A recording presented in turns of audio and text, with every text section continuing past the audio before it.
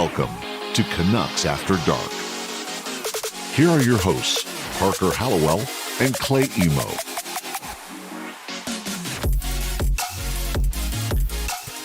Good evening, Vancouver, and welcome back to Canucks After Dark, Monday, May 3rd. This is episode 4 of our show, our 4th week going after it. And as always, we're coming to you live here on YouTube and on demand on your favorite podcast platform. And now I get to introduce my co-host, who is coming off of the biggest week of his social media career, featured in a CTV news segment, and he hit us with maybe the best moment of the Canucks season, the nice guy Clay thumbs up. With this gift tweeted by the Utica Comets, Hockey Night in Canada, and the Vancouver Canucks themselves, ladies and gentlemen, the one and only Canuck Clay Emo. Parker, along with having this wonderful show with you and providing insight and good solid commentary, I look forward mostly to your intros. You are so good for my ego, much better than my family is, which I'll get into a little bit. And I appreciate you, brother. Yeah, it's been a fun week. I'll say that for sure. I think I've had more fun than the Canucks have had. That's a guarantee. It's not a high bar, but yeah, no, it's been. I remember because I was out golfing, and then I literally get home and I just open Twitter. I'm like, why is his face everywhere on my Twitter feed? And it really blew up. But I mean, that was really cool. Thank you. I mean, you're sort of, you're kind of in the first intro I said you're the OG of Canucks YouTube, and it's sort of, it makes sense that out of all people, it would come back to you. So definitely was some good source of entertainment. Thank you, man. Thank you. Do I know you're going to give me a chance to chat about? We'll save it for a bit. Chat about what? Let's do one more thing quickly. I don't think I introduced myself. I forgot that part today. My name is Parker. You know me as ParkersPucks on YouTube and Twitter and all that stuff. Also, all you guys watching live in the YouTube chat, we see you. You can leave comments all throughout the show. We're reading them all afterwards, and I have them open, so we skim through them as we go. Also, near the end of the show, as always, we will be requesting some topics from you. So some time for you guys to think of some stuff if there's anything you want us to chat about. You can also find all of our content by clicking on the links at the top of the description. You can see all our stuffs at the top here. And lastly, we're going to try to push something new here. Go leave us a 5-star review on Apple Podcasts. If you leave a good review, you can write whatever you want on them, and we'll read them out on the next show. We do have one that came in from BJ Hockey a couple weeks ago. 5-star review said, love the Van Boys and the Van City Talk, Nucks fan for life, and love hearing the guys chat about a passion we all share. So thank you to BJ Hockey. So go do that. And without further ado, Clay, if you want to take over and share your story here.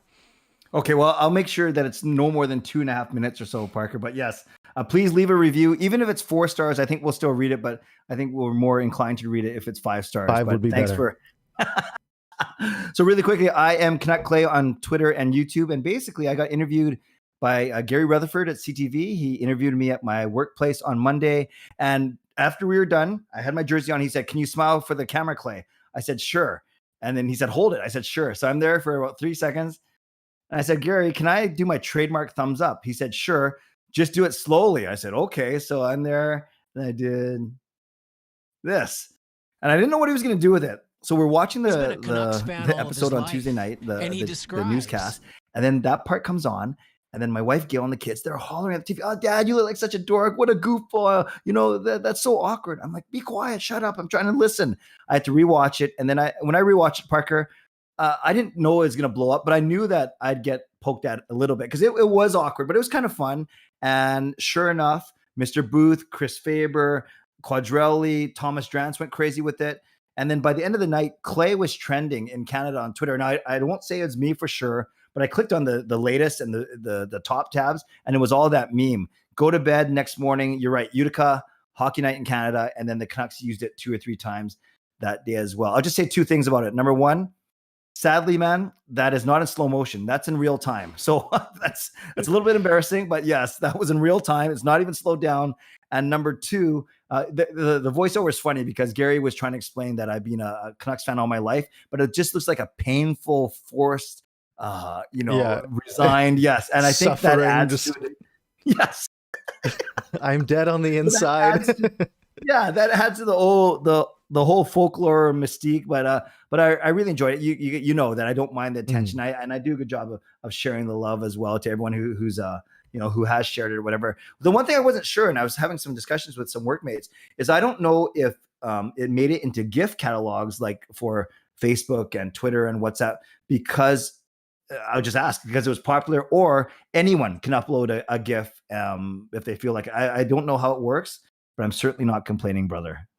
Yeah, and you say you don't mind the attention, and then you're out here posting it on every single tweet I've seen, just farming the likes. Yeah, you know what? That's good marketing. Yeah, Rob. That's what Rob Fay said. He called it the best free marketing, and unfortunately, the Canucks are 0-4 since the nice guy Clay meme, as Thomas Drance coined it, came out. But I don't think it has anything to do with me sticking my thumb up. I think it's there's some other things that we're going to talk about today. But thank you, Parker. You've been messaging me throughout the week, affirming me, and it's been a lot of fun. It's something I didn't expect, but I'll take it. Yeah, it has been a bright spot, and I mean it's kind of safe to say the last week for the Vancouver Canucks has just been a disaster in every front except for you on social media. That has been it. And I mean, as Canucks fans, we get really good. We over the last few years, we've been training to get so good at social media during these death marches towards the end of the season. So everyone on Twitter is doing a great job of really milking this for all that it's worth. We'll see if it's Parker. We'll see if it's got any staying power. I have a feeling that it might actually, especially when the Canucks do well, having whenever that's going to be. But we can only hope and pray, I guess. I could see. You can hope. I'll pray. I could see it being one of those things where if it does sort of die down, but when the Canucks do maybe go on a playoff run, then we can just push it back up, and people jump back on really quick. Yeah. So 2023. Let's look forward to it coming resurrecting. 2-year window. Let's go. I guess we might want to talk about this game that happened tonight.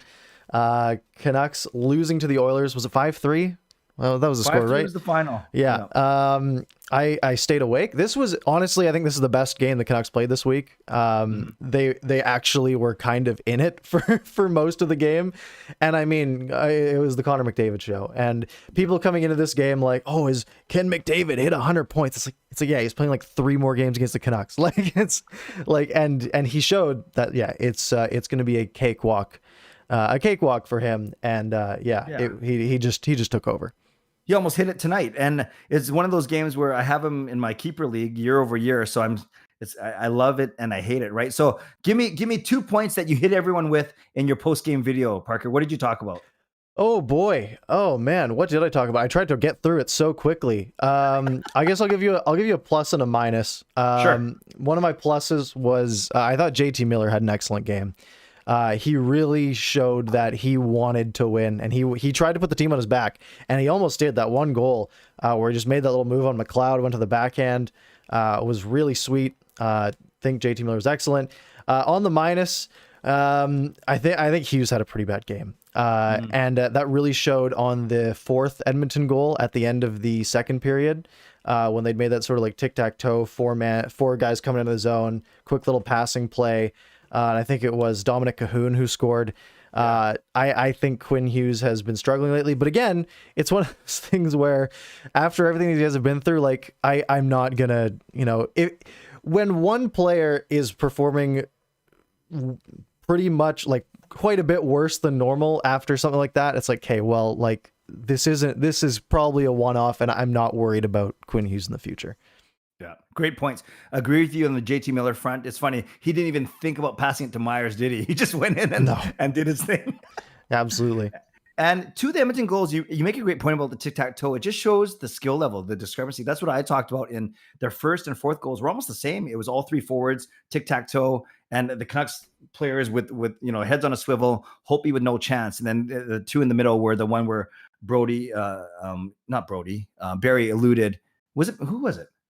It was Barry. Yeah, where Barry eluded Pearson, and the 3rd goal where McDavid walks around Hamonic and puts it through Holtby. But yeah, you just saw the skill discrepancy, and that's the biggest thing, especially when you don't have PD. That really stood out to me. But you can't blame their effort. They fought back to make it 1 goal deficits both times. They just didn't have enough finish for sure.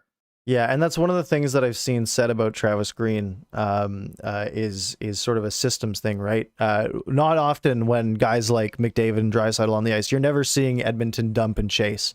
They are getting set up in their own zone. They're making a good rush where they can have either an odd man rush or just get into the zone and make a play, but keeping possession of the puck.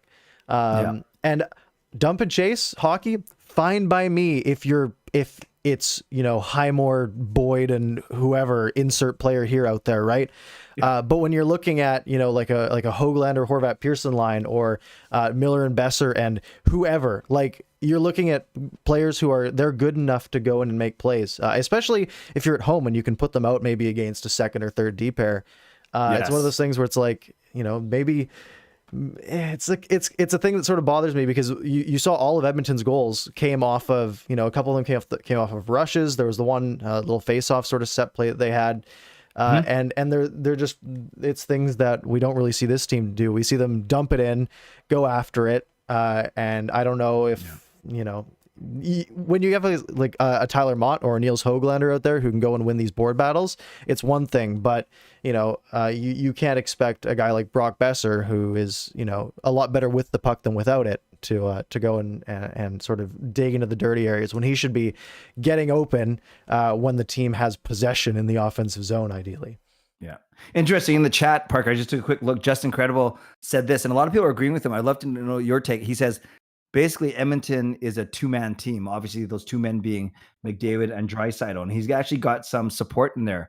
Is that fair to say they're a two-man team? It's just that those two men are so much better than everyone else? The thing is if you have a two-man team and those are your two men, so you can play them together and you can have 23 minutes a night where you can score you just score at will, right? And then the rest of your lineup doesn't really matter because if McDavid and Draisaitl want to, they can just score 5 goals together and the game's over, right? They just, okay, now we got to prevent 3, right? Or you split them up and then you just say, okay, each of you just go off. We'll give you some supporting characters like a Kyler Yamamoto, and then you can go out. You have at least someone to sort of bounce off of, and then just go out there. Now we have 45 minutes of our game covered if each of them are playing like 22, 23 minutes. And then the last 15, you guys just go out there and survive, right? And, they're not great defensive players, but you don't have to be when you can score at will like these guys can. Great point about the two-man team. Just like, look at this two-man team. Like exactly. No one can stack up at all. Exactly. Yeah, sure. I guess some other games that happened this week, they were all losses, if you guys don't remember. Saturday against the Maple Leafs, Thursday against the Maple Leafs, and Wednesday against the Senators. All losses. So they haven't won since we last did the show? No. Great. Have the Canucks won a game since we started the show? Because they were off. No, yeah, they won the 2 games against Toronto. Yes. Okay. Yeah, but they haven't won in a while. I can't remember. It's and the thing that was at least nice about this game is we saw at least some energy and some, like, you could see them coming back in this game. It wasn't like, oh, they're going to come back. It was like, I could see it happening like 1 in 10 times. But those games against Toronto where it literally felt like nothing happened for 120 minutes in those 2 games. On my video on Thursday, I literally had like 6 notes and 5 of them were the goals. And I was like, yeah, you're a note taker too. So that was bad. And I was like, literally nothing else happened. And then Saturday, nothing happened again. And I'm like, I'm not going to make another video where I say, oh yeah, nothing happened again, because that's not good content. So I just didn't make one. And then tonight, at least, there were some things that happened, so it was a little more entertaining. But sure. And at this point, a good, solid effort is all we can ask for, I think. Sad but true. And one other thing, just because I know you and I and people in the comments, we appreciate you. We know that you're there, as Parker said off the bat, and we did talk about trying to intentionally get in there a little bit more without completely throwing our own rhythm off. But exactly what you just said, C-Edit said, one of the bright spots about falling out of the playoff spot is that we can actually see some of these young players play, like a Cole Lind, and maybe, I don't know, maybe we'll get to this later, but is Gadjevich or Rathbone sighting not too far either? I hope so. My fear is with Travis Green not having a contract that he is going to, even if the Canucks are mathematically out, he's still going to be in win mode. If he wants a job next year, right? Because I think I said last week, like he'll have options, but his options will also have other options, right? Yeah. And if they see a team that just spiraled out for most of this season, basically a terrible month to start the season, a terrible month to end the season. That might sort of kill some of the shine that Travis Green might have around the league. You okay to talk about Travis Green for a couple minutes right now? Is that sure? Cool? Let's go for it. Yeah. What do you make of those? It was funny. Donnie and Dolly had Elliot Friedman and Thomas Drance on their show back to back, and they both basically said the same thing. They could have brought them on together, just use one of them. But yeah, that they both said they're not convinced that it's been actual, true, good, close contract talks, that there might have been an offer, but it might not have been in the past weekend. And more importantly, it might not have been that close. Does that concern you? Do you think that's legitimate? Yeah, so it's one of those things where, I mean, Dollywall came out and said that there's been an offer. His belief is that there's been an offer presented. But an offer being presented could mean anything, right? It could literally be $1 million a year less than what he wants, right? And then the Canucks sort of PR could just be like, "Hey Rick, just put out like we made him an offer, and that's some good PR for the team." But then you have these other guys like Drance and Friedman who might have some different sources potentially. Who come through and say, yeah, they, either it's not close or the offer was just kind of just like, it's an offer. But like, we don't know what the plan is going forward, because I guess they're keeping Jim Benning around next year. But if they weren't, then I'd be like, hey, there's no reason to re-sign Travis Green, because a new GM is going to get his own coach anyways, right? They're not going to sign Travis Green for 3 more years, and then the new GM is going to come in and be like, I don't like this guy. Let's throw him out. And it's like, well, we're paying him. Francesco doesn't want to do that. So it's one of those things where that was my glimmer of hope in potentially a management change. I was thinking, well, if Travis Green still doesn't have a contract, maybe it's because Francesco's thinking, well, why bother if we're going to get rid of Jim? But what we've heard from Friedman a couple weeks ago was that Jim Benning's probably still here next year because his contract might be guaranteed. So I'm still of the mindset where that Travis Green's fairly replaceable. And I think you're at the point where if you can spend money to make your team any better and it doesn't affect the salary cap, it's sort of your obligation to do so. But everything we've heard is that everything is budget based. And if I don't want another AHL coach if we're getting rid of Travis Green. Like, we did the Willie thing, we've done the Travis Green thing if he does leave. And I think Travis Green's a fine coach, but people also thought Willie D was a fine coach coming out of the AHL, right? Do we really want to run that risk of hiring another Willie D and maybe being stuck with him because the owner doesn't want to fire a guy on the payroll? That's sort of my fear. It's sort of the devil you know versus the devil you don't, right? And I'm not saying that Travis Green is bad. I'm saying that he's fine, and that you might have better options out there, but we don't know how much they're going to pursue sort of the big ticket options. You make a really good point though, Parker, about how the futures of Benning and Green may be tied together. I never really thought about that, but that's true. If what I hear you saying, if Travis Green gets a new contract, that's a signal to you that likely Jim Benning stays, because you're right. Why would a new GM or be saddled with a coach that he didn't have any say over?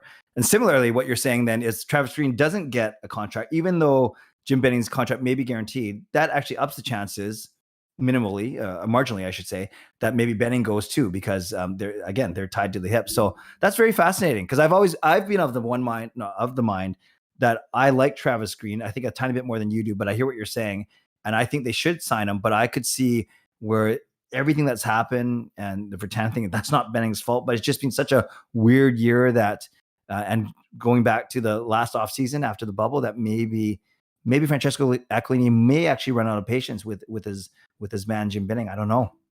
Yeah, and the whole money thing is so bizarre to me, because if you actually think, like, if everything comes down to you don't want to get rid of a GM because it'll cost you money to have 2 on the payroll, Yeah. But it's going to cost you a lot of money if the team's bad, right? The apathy that is starting to take over, right? You go on Twitter and it's just people like sitting on their patio with a drink and be like, what, you guys are watching the Canucks game? Like, why would you do that to yourself? And it's like, well, because I chose to make videos on this team this year. That was a smart year to start. But, you know, it's one of those things where apathy is a big issue, right? That's when you start with this year. It doesn't really show, but next year, if this team comes back with the same team, there might be a bit of a boost from people being like, oh, we can go outside again. We can go to Canucks games. But there also might be the people who are like, well, I don't want to support this team financially. Like, I don't want to pay, you know, $120 to go to a marquee matchup potentially. Or I don't even want to pay $50 to go watch the Columbus Blue Jackets on a Tuesday night. Right. Sure. So that's when you'll start to see, you know, when it's actually hitting the wallet, where it's like, oh, there's people that like aren't wanting to be here, and the people that are wanting to be here are not getting their money's worth because this team hasn't changed in a while. And it's, you know, it's one of those things where they can't really see it now. But, you know, if ticket sales, which leads to obviously loss of concession and merch sales go way down, and things like that, then, you know, that's when you'll start to see change. And I think if fans were allowed in the building this year, you'd be seeing it now. You would be seeing no one in the stands. You'd be seeing tickets on resale markets for $25. If you do watch Columbus on a Tuesday night, you see Patrick Laine on the fourth line. But I was talking to my brother earlier today, and he was saying first 15, 20 games in, if Benning's here, the Fire Benning chants are going to be very similar to the Fire Gillis chants. So my brother thinks that even if he survives the summer and fans in a limited capacity are allowed in the arena, there might be so much unrest, kind of what you're hinting at, Parker, that he might not survive the first third of the season. It's so crazy. Yeah, and that's a little bit dangerous too, because now I'm like, if we're getting to the point where the ownership is that reactionary to things like this, and it's like, okay, so you're going to let Jim Benning run another draft and another free agency period, and then you're going to throw him out right after. It's like, well, why? Maybe you should have brought in someone that was better before the draft and before free agency. So I don't know. I'm hoping that if change gets made, the sooner the better, because we still have the second longest tenured GM in the NHL, and a team that's made the playoffs twice during his tenure. Yep. Wow. So promising, so optimistic. Yeah. If you guys wanted to do some good news, Cole Lind has been good. Started out in the bottom six a few nights ago against Toronto. He was in the top six by the end of that first game, and he hasn't left it. And it's kind of because there isn't really anyone else that could fill that role, right? Like they tried Vesey, they tried Highmore, they tried McEwen in that top six, and it's like, well, at least Cole Lind has some sort of offensive upside, and you know you're just plugging holes at this point. But he played over 17 minutes in his first game, nearly 16 minutes in the second game. I don't know how much he played tonight. I don't know if you check. I can look that up. I have it right here. He played a grand total of 15. So he's gone 17, 16, 15. Okay. So still getting decent ice time, but in the top six in a game that you're losing, you'd think he would play a little bit more. But I mean, he's not getting special teams time, really. Although I guess there weren't really any penalties tonight. There was like 2. But you know, I think he's been fine. And again, all you want is for him to get his legs under him, right? This is a guy who got into the AHL and he struggled. He struggled in his first year in the AHL, and then he got comfortable and he worked his way up, and then he was really good. And I could, you know, it's one of those things where all you want is to get guys used to the NHL, get him used to game speed for next year, right? So that way he can come into camp, he can compete. And that's why we want to see guys like Gadjevich and Rathbone potentially get some time, because if they do, then we know what you have, right? And it helps you plan for the offseason. And when I made my video about why Cole Lind needed to play, that was because of you. That was my main point, was if this season's a write-off, don't you want to know what you have going into the next one? Because that can shape the draft. Not really the draft, but it can shape free agency at least, right? You can be like, oh, Cole Lind actually could be a good third line player for us. Let's slot him in there and keep that in mind for the moves we make in the offseason. Or you can bring in Rathbone and be like, wow, this kid's actually going to be a stud. Now we know that we have one less spot on our defense to fill. Or he could come in and you can be like, oh, actually I don't think he has it. Like, I don't think he's cut out for it. We're going to need to like find something elsewhere. And it's just valuable information. Yeah. And you could tell Travis Green liked him. You're right. He got 17 minutes in his first game. And that's a total that none of VC, Boyd, Highmore, Harlock, none of them have even Michaelis, Gravac, none of them have reached that total already this season. Jimmy VC played like 22 minutes in his first game. That's true. But now he's averaging 10 or 12. Good point. Thanks for the correction. It was not deserved. And I peeked over Shafee and said Cole Lind is a bottom 6 grinder, nothing more, replacement level. I wouldn't say I think he can be a lot more than that, especially if they move him to the middle, like they did with Pettersson. Remember, Pettersson was a winger and they wanted to try him as a center here. That actually might solve, not perfectly, but a bit of this conundrum we have where Gaudette's gone, Madden was gone prior to that, who we thought Gaudette would be able to, to hold off for a position. And if Beagle's hurt next season to start off, we're going to need someone. And the Sutter doesn't come back. I've always said, if you can get Travis Boyd for under $1 million, if he does well in the final dozen games, maybe he can be your fourth line center. But maybe Cole Lind, not talking about a third line winger. Maybe it's a third line center. And wouldn't that be a nice little bonus? Yeah, it does get a little risky to be hoping to convert somebody, because some people just can't translate, right? And you see that all the time. But I mean, saying that he's a grinder and he's replacement level, I mean, yeah, he is maybe right now, but he's 22 and he's played 3 NHL games, right? Yeah. Let's wait till he plays like 50, 100 games and actually be like, okay, we can start to see either he's progressing or he's not, right? And that's going to be a big key. And if you can go and you can see him start to get better next year as he adjusts to the NHL, then then we can start to say, okay, maybe he'll be a second line player. Maybe he can slot on the second line, or maybe he'll just be a third liner, which is fine. You need those. You need third liners who can do something. So I think it's way too early to call anyone a bust or call anyone someone who's not going to make it unless they're Travis Boyd. And perfect segue about the whole, just really quickly about the whole bust or giving these guys 50 to 100 games.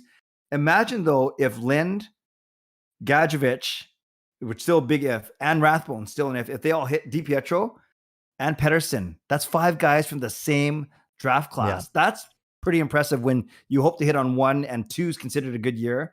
Conceivably, 3 years from now, we could say we hit on 5 of those guys. That would be very impressive. Yeah, it was a high potential draft. It was a lot of high ceilings, especially a guy like Rathbone, right? Because he was going back to high school that year that he got drafted. And it was one of those things where it's like, this kid, like, he's got the legs, but he's either going to really have it or he's really not. And for everything we've seen, he might have it. Like, for even his short stint in the AHL, and I mentioned this in a previous episode, but there was the quote that someone who watches the Utica games basically said, like, he walks the line better than any AHL player I've ever seen. Wow. And it's like, well, that's a lot of praise. I mean, the AHL isn't usually a super high skill league. It's more of a sort of grinder league. But I mean, with the kid's 20 and he or 21 maybe, and he just came out of Harvard, like, that's not really a big hockey program per se. It's not terribly small, but I mean, if he can pull it out, then that would be huge. Absolutely. We can hope. We can hope. Where do you want to go next here? I saw it in the show notes. Would you like to speak about JV18 just quickly? Yeah, so I had a bit to say about this. So obviously you guys have all heard the Jake Virtanen news. The club statement, if you guys probably saw it, but the club statement was, we've become aware of the concerning allegations made about Jake Virtanen. Our organization does not accept sexual misconduct of any kind, and the claims as reported are being treated very seriously. We've engaged external expertise to assist in an independent investigation. The players placed on leave as we await more information. Now, I don't think there's much we can really say here or add to the conversation. I think Thomas Drance put it really well in The Athletic, where he says this requires empathy and care. It's a matter for the investigators to handle. It's sort of a tough balancing act where we need to take allegations like this seriously, of course, because this is, a very serious topic. It has devastating, lasting impacts on really a terrifyingly high number of people.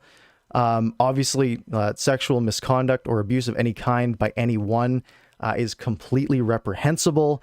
And victims, you deserve to be heard and be taken seriously. And of course, at the same time, look, Jake's entitled to his presumption of innocence that the government allows, that the laws allow. So really, I don't think there's much we can say. We're not going to speculate on anything. We're not going to talk about how this impacts the hockey team because it's way bigger than that. So I think all we can really do is sort of sit back, wait until the investigations come through, see what sort of transpires, and go from there. Well said, Parker. I appreciate the dignity and class that you give the subject that it deserves. And you're right. It's too premature to talk about who said what and what's going to happen. And we have to show empathy for the accuser and anyone who's suffered through something like this. I can only speak to how it made me feel, right? And that's fair. I can talk about that because this is about me, and I want to hear how you felt. I know we traded messages that day because we're buddies, and we both didn't even want to feel like turning on our camera and turning on our computers that day because it just put this kind of pall or this fog over, at least over me, and it actually made me unmotivated for a day. And I was just sad. I think just sad all around in a year that's already sad for a lot of people. And yeah, I think that's what I'll say about it is it affected me. It's a sad situation all around. And yeah, it's probably wise not to say too much until we know more. Yeah. And it's bigger than like our YouTube channels. It's bigger than us making a video about it. It's something that really the only thing that we could do is, read the statement and give our thoughts, which are pretty obvious. It's extremely serious. That's all we really have to say on it. Sure. Well, thank you for addressing it, though. I think it's good that we did. Yeah. But I think there's other stuff we can talk about too. Yeah. All right. Let's move on to your favorite player. He has somehow come up in every episode because there's always something going on about the big man Nikita Tryamkin. Now, yeah, it's over. It's over. Nikita Tryamkin has signed a 2-year extension in the KHL. He will not be Canucks property when that contract expires. He will be a UFA. He'll be free to sign with anybody. The saga is over. He's not coming back, folks. He's not coming to save the team. He's not coming to take up $2 million of our cap space. It's over. And I think it's one of those things where whether he would have been a good player or not, or a waste of cap space or not, it's one of those things where it's been talked about so much. And I'm just happy it's over. I will say this. It's not even a last word. It's not a mic drop. I'm not here to mic drop on players or other people or other vloggers. I've just said from the start, I don't know if he's worth the drama, right? I've said that on this show. I've said that definitely on my own channel. I think people just like to goad me and bait me into talking about him. I don't have anything against him. I so badly wanted him to, if he came over on a decent contract and proved me and many other naysayers wrong, awesome. That makes our team better. But I just had a sneaky feeling that this was going to go down the same road that it did last summer, and it did. Now, we don't know how far apart they were in negotiations. Benning is saying that he gave an offer, and then Tryamkin understood the offer, but chose to stay in Russia, whereas Tryamkin's agent is saying, no, that the offer wasn't good enough. I'm guessing, Parker, that they offered him between 1 and 1.25, maybe 1.5 at the max. And I think Tryamkin thinks exactly. You said that he's probably a $1.75, $2 million player. That's my guess. It's not based on anything I've heard. That's just kind of where I think the Canucks would want to land with him. Yeah, we're, like you said, we're not prideful enough to say, like if he came to the team and he was actually good, we would eat our words and be happy. Like, like ecstatic. If it makes the team better, we are happy. And so Rick Dhaliwal, this is where I kind of get bugged. Rick Dhaliwal believes that the Arizona Coyotes made an offer at the deadline for Nikita Tryamkin. Now, I saw that. If you're the Canucks, the Canucks must have thought that they were going to get Nikita Tryamkin over, in my mind, or at least thought they had at least a 50% chance. Because if Arizona comes to you and they offer you like a 5th or a 6th or a 7th, and he's not going to resign with you as a UFA and he's staying in Russia for 2 years, you take it and you run, right? And even if then he does come to the NHL and say he plays well for Arizona, well, then you can always fall back on and be like, nah, he didn't want to play for us. We made the trade, and that's that. My first thought was, oh, well, maybe they don't want to trade him to a team in the same division, but Arizona's not in the Pacific Division next year because of Seattle coming in. So I don't know. I wish they got anything for him, but I'm not going to lose sleep over a potential 7th round pick. Yep. Well said. Well said. The fact that they did not part with them, you're right, meaning they probably thought they had a good chance at signing him. So something went awry somewhere. All right. Injuries have been a thing lately. We saw Tyler Myers get hurt tonight. We've seen, I think Myers got hurt twice tonight, to be honest. We saw Brandon Sutter get hurt, and Mark Michaelis, both of them out with upper body injuries. We saw Demko get hurt last week. I mean, we kind of saw this coming, right? Craig taking 3.5 weeks off, being not allowed to exercise. That's part of the protocol. They're saying all you do is rest. You're not allowed to move. And then, all right, now you got to play 30 games or 19 games in 31 days or whatever it is. Who could have seen that this might get players injured? Yeah. It's crazy. And you know what's crazy, Parker, is usually what position on the Canucks between goaltender, defense, and forward, traditionally, what position are we hurting at the end of the year? It's usually defense. I mean, they yeah. And that's my point. This year, we got all healthy guys. Like we're able to slot in Ulevi, Chatfield, whoever, but we have 8 or 9 rostered forwards that are hurt. That is crazy. Yeah, I didn't even mention Tyler Mott. Obviously got hurt last game, and you have to start filling holes with guys like Tyler Grayovac, who he's not an NHL player. Like he'll be good in the AHL, but like he shouldn't be in the NHL, and that's what happens when you literally have you're just decimated at forward. We had our first 4 penalty killers out tonight between Mott, Sutter, Beagle, and Roussel. Yeah, literally all of the penalty killing forwards were out. Wow, I didn't even think about that. And this is where I sort of come back to where people are like, well, like, good, they called up Gadjevich. Is he going to get to play? And like someone asked Travis Green this, and he said, we're sort of hoping he'll play, but I'm not going to go and tell you exactly when and where. Which I was like, okay, Travis. We weren't really asking that, but thanks for nothing. Yeah, exactly. But I mean, if these injuries keep piling up, right? And I mean, you lose, a Tyler Mott, and then, let's say, someone else goes down, maybe even like a Highmore or something. Obviously I don't want people to get hurt, but I don't think it's too crazy to say that with, the Canucks obviously play again tomorrow.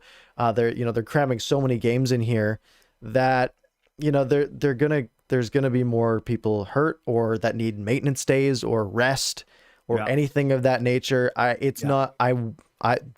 would put money on it that Gadjevich will play at least a few games to end off the season. Obviously, unless something happens to him, but I think that's pretty much a guarantee. I agree. And ditto for Edler. If Edler's on fumes by those last 3 games against Calgary that no one's going to care about, but they're still going to play him for the sake of completion, why not put a Rathbone in on the left side and see what happens? Although, if it is Edler's going to be Edler's last year, I get maybe he might want to play, but that's not for me to decide. But yes, Hey, I was thinking if we want to get to everyone in the last, for the last 10 to 15 minutes, do you want to do a quick preliminary picks for our year-end awards? Yeah, I think that would be really good. I know you're going to come at me for one of them. Yeah, I've made some changes to my list since your tweet because I saw that I had different things from a couple other. I'm pretty happy with my picks. Yeah. Should we do them real quick? Oh, I just wanted to mention on the other thing. If Edler's at 99 goals, he will not be taken out of the lineup. Especially if it is his last year. If it's his last, if he goes, like if Travis goes up to him and is like, are you done this year? And he says yes, then it's like, hey, he's playing every game and he's gonna get that 100th goal.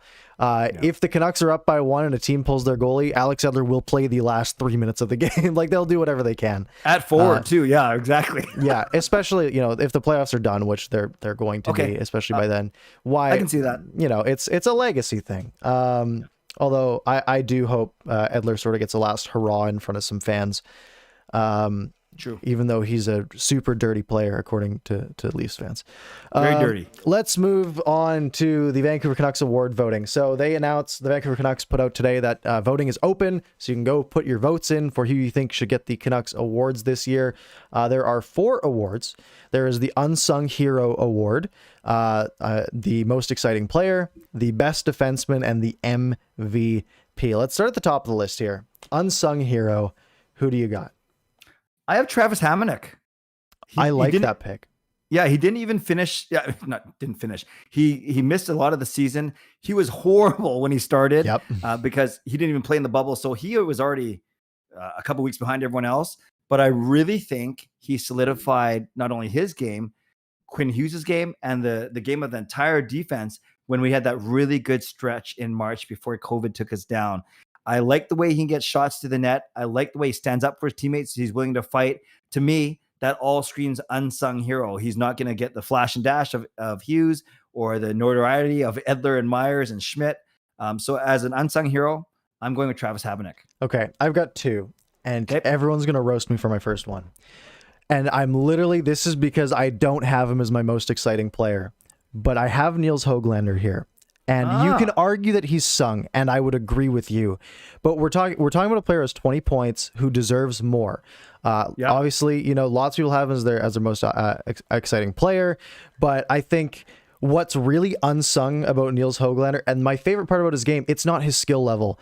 Yeah, he's got some skill. He can make some moves. I love his game. But the part I love most about his game is the fact that he wins every single puck battle that he's in. He goes into the corners against like strong defensemen, and he's half their size, and he just goes in and he takes the puck from them. Or he loses the puck battle, and then 3 seconds later he's back on them and taking the puck away. And that's super valuable. But my second choice is it's JT Miller. And that's big, mostly because he sort of had a roller coaster of a season. He had COVID at the beginning, or didn't have COVID, but he was on COVID protocol at the beginning of the season. And he had a lot of points early, but he wasn't playing well early. But he's really emerged as a leader, in my opinion, especially after the COVID outbreak, right? When Horvat couldn't go out because he was on protocol, and he went out to the media, answered the questions, spoke, the truth on how him and the team was feeling. And I think while his on-ice performance wasn't great earlier in the season, and that sort of led to him sort of flying at least somewhat under the radar, a little bit less now because he's been a lot better lately, I think he deserves some votes in something, and that's sort of where I fall on that. Cool. And some would argue that he should be the MVP for speaking up when he did. Yeah. So everyone in the chat, let's see yours. Who is your unsung hero for the Canucks? Put them down. We might not get to all of them, but we'll take a look later for sure. Okay, where do you want to go next? Keep going down the list. Most exciting player.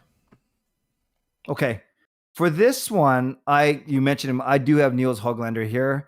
I think for a lot of the things you mentioned, his decision making still isn't the best, but what can you expect from a rookie? But I do like the fact that he's tantalized us with tempting us with that lacrosse goal a couple times.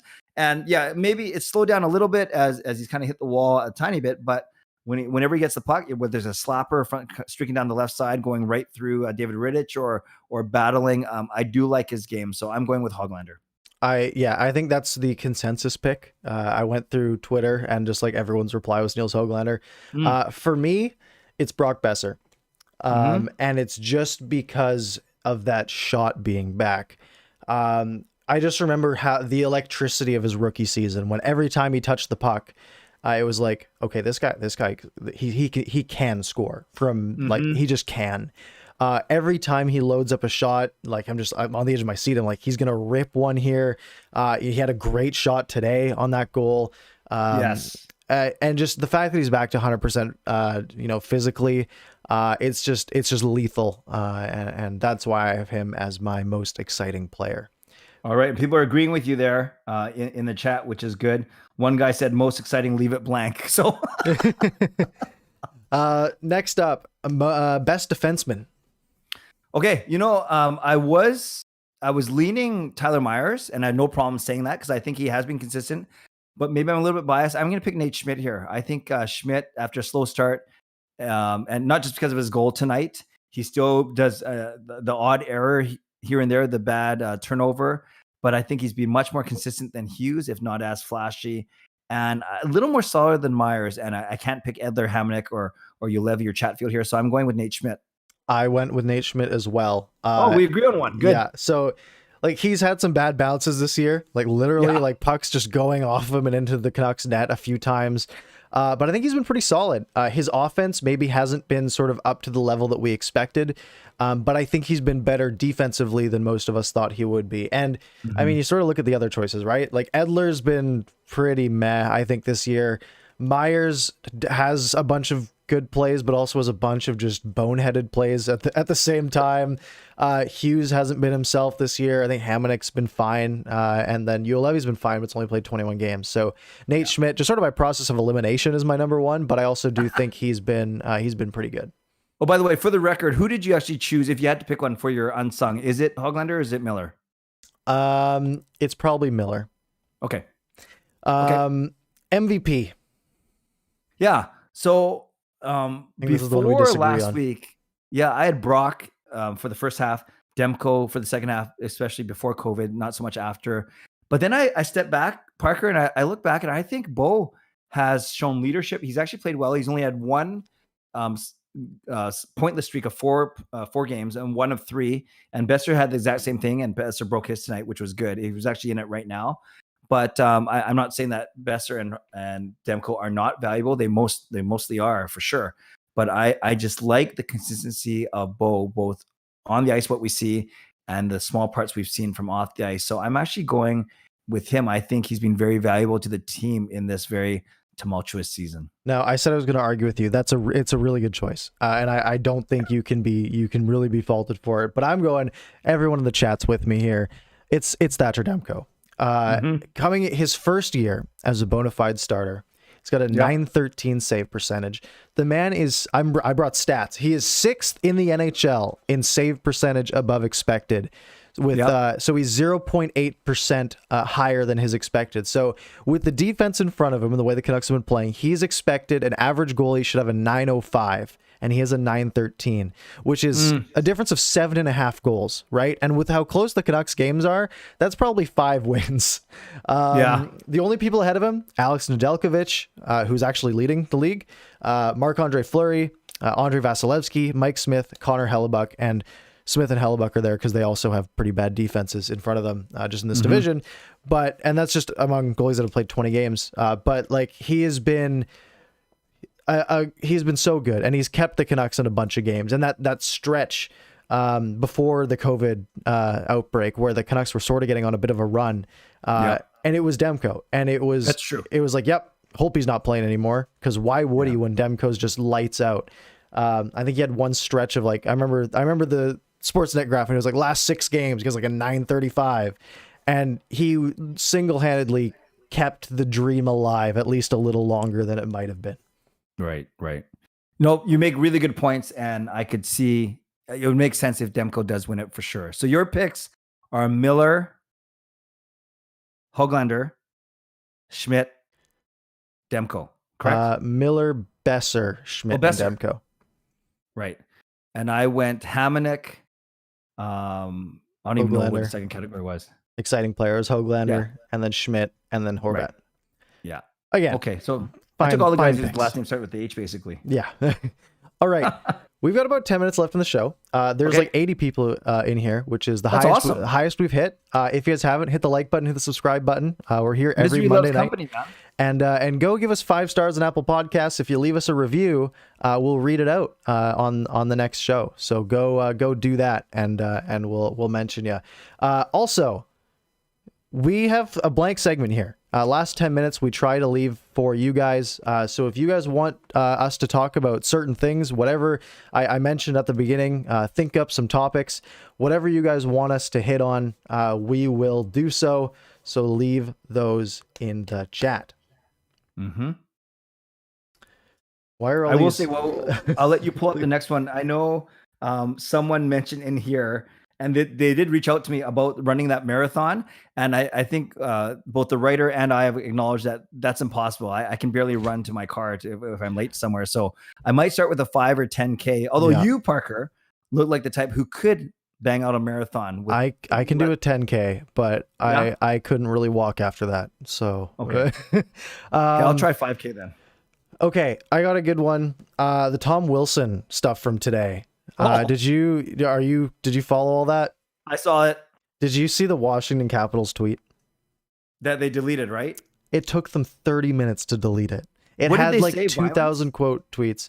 Yeah, they said at Capitals chooses, and then it was like violence, and then it was just a picture of Tom Wilson, and it was like the meme, and it was just a bunch of like Zoomer humor, and it was like this is a dirty player. Like it was in such bad taste. It was just an awful look, and it took them half an hour to delete. I wonder if they maybe got a call. It was like, hey, Tom Wilson's getting suspended. Like maybe don't have this up. Yeah. It was ugly. So he punched Buchnevich in the head Yeah. a couple times. Panarin tries to save him, and then he slams Panarin to the ice, and Panarin's not wearing his helmet, right? I didn't watch. I only watched the Buchnevich part. Okay. Which I Yeah. thought was pretty bad, but it wasn't. I don't think it's the worst thing Tom Wilson's done, but it's Tom Wilson, and he has Yeah, so- repeatedly shown that he's a danger to everyone on the ice. So good on Panarin. Panarin comes, and Panarin's a goal scorer. He's not a fighter, right? He jumps on Wilson's back, and Wilson it's kind of like wrestling when you look around and see who's on your back. Yeah. And he wrestles him to the ground, and it was scary because on some angles it looks like Panarin's head hits the ground. And then he came back. He didn't come back with a lower body injury, so he could have got hurt there. But there's also another time where Panarin was kind of tied up with the refs as they're trying to separate the guys. And it's one of those where, when you're sitting and your legs, you kind of bend back and your legs, you're on your knees kind of thing. Yeah. So it could be, his thighs, his quads. It was just ugly all around, man. When you watch it later. That's called the scorpion when that happens, when your body bends backwards like that. All right. Yeah. You want to find the next one? Sure. Someone just said, good question, C edit. So I better find C edit's question. He usually has good. Oh, that was the Tom Wilson one. Oh, okay. Sorry, No, I that always was a forget good to. I always question. forget to shout out who dropped the question in there. That is my bad. Yeah.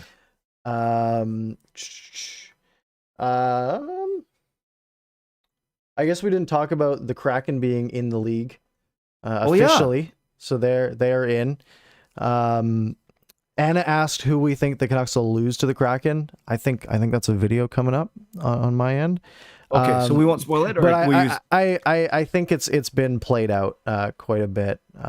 There's a few players it could be, and it's not going to be Braden Holtby. I don't know. Who do you think? Well, I will say that I think the consensus is the 7 guys they're going to protect up front are the big 4 of Horvat, Pettersson, Besser, and Miller. Then Pearson with the handshake deal with his new contract. And then if you don't want to lose, for instance, Lyndon Mott, then it might be a Zach McEwen. It might be someone like that, perhaps. Yeah, and I think if that's your worst case scenario, then I'm not You too can live with it. concerned. Yeah. Yep. Like or if it's a Jay Beagle or a Roussel, which I don't think they'll take, but or a Jimmy VC, who's I guess a UFA, so that doesn't make sense. But I'm not too concerned. I think whoever they take, it's not a crushing blow to the team. Yeah. Guys like Ulevi aren't going to be eligible. I'm not really worried about the expansion draft. It will be interesting to see what they do in other cases though.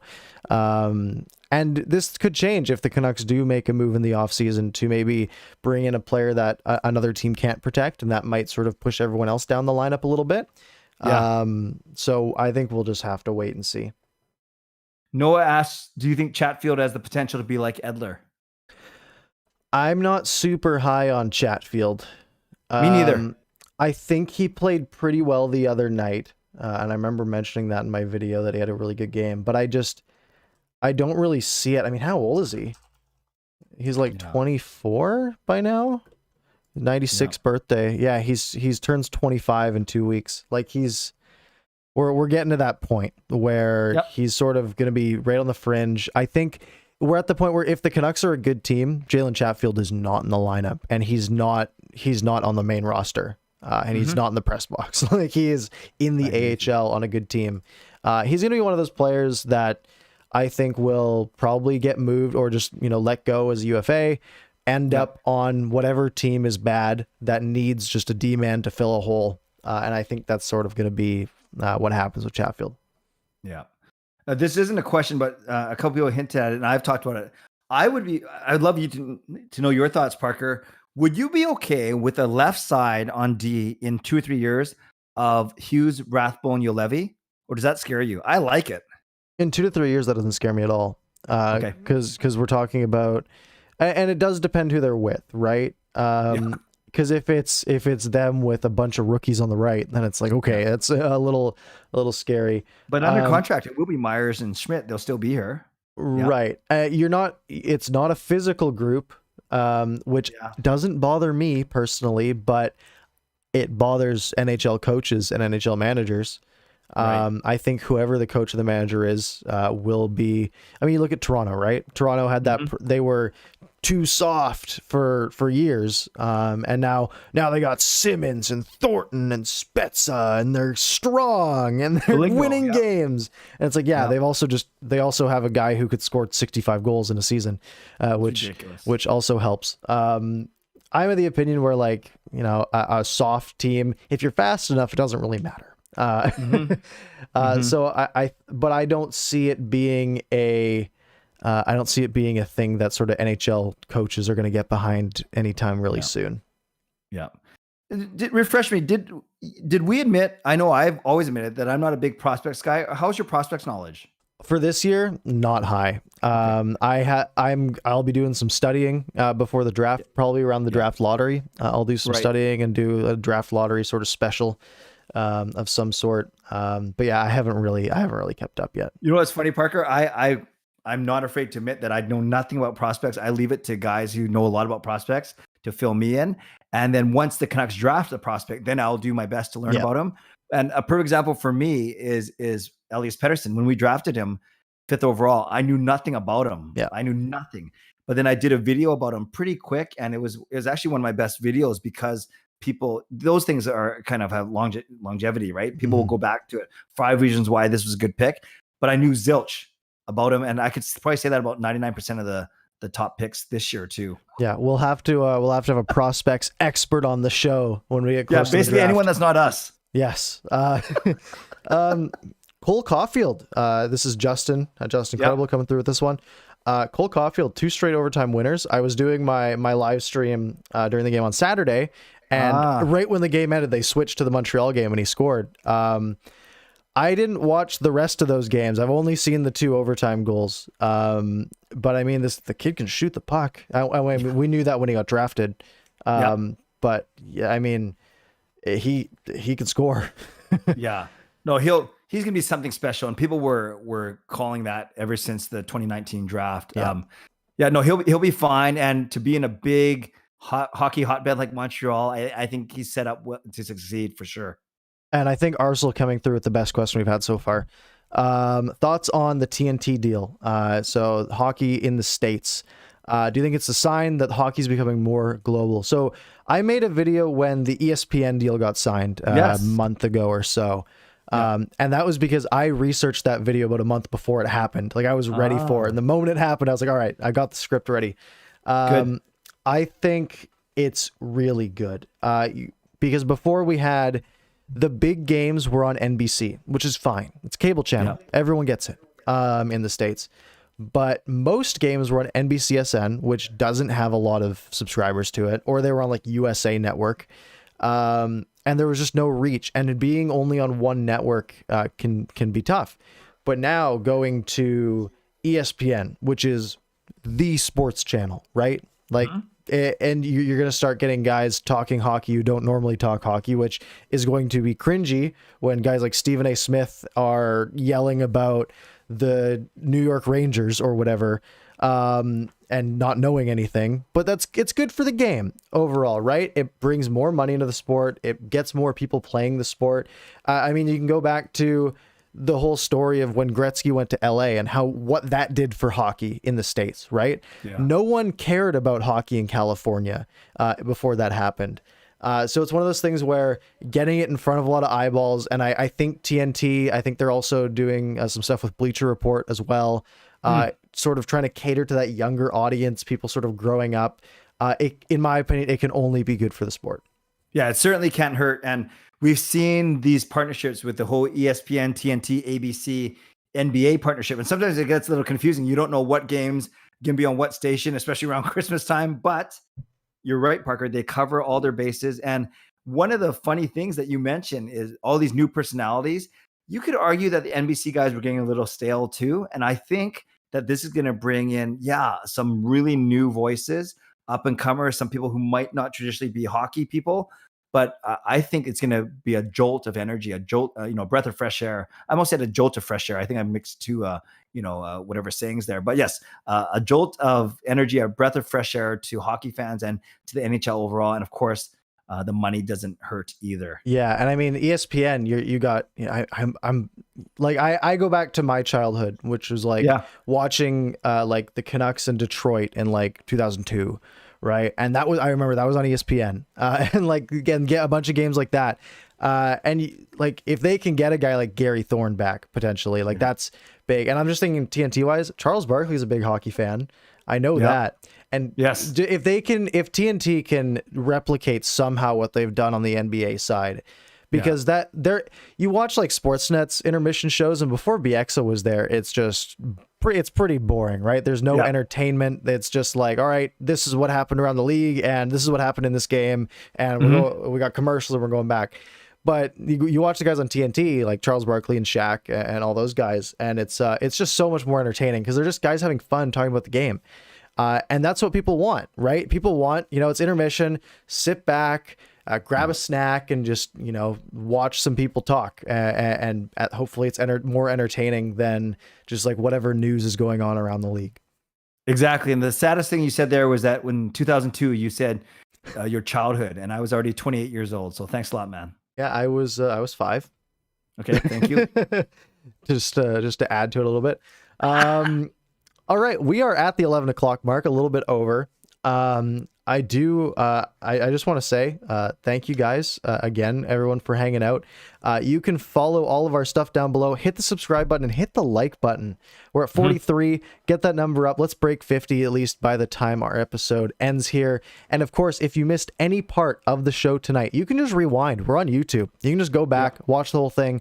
Or if you want to listen to the audio version tomorrow morning, it'll be up on your podcast platforms, Spotify, Apple Podcasts, all that stuff on Spotify. It'll be up in 20 minutes. Apple Podcasts takes a few hours, but they'll all be up tonight, ready for you in the morning on your way to work or whatever you're doing for your day.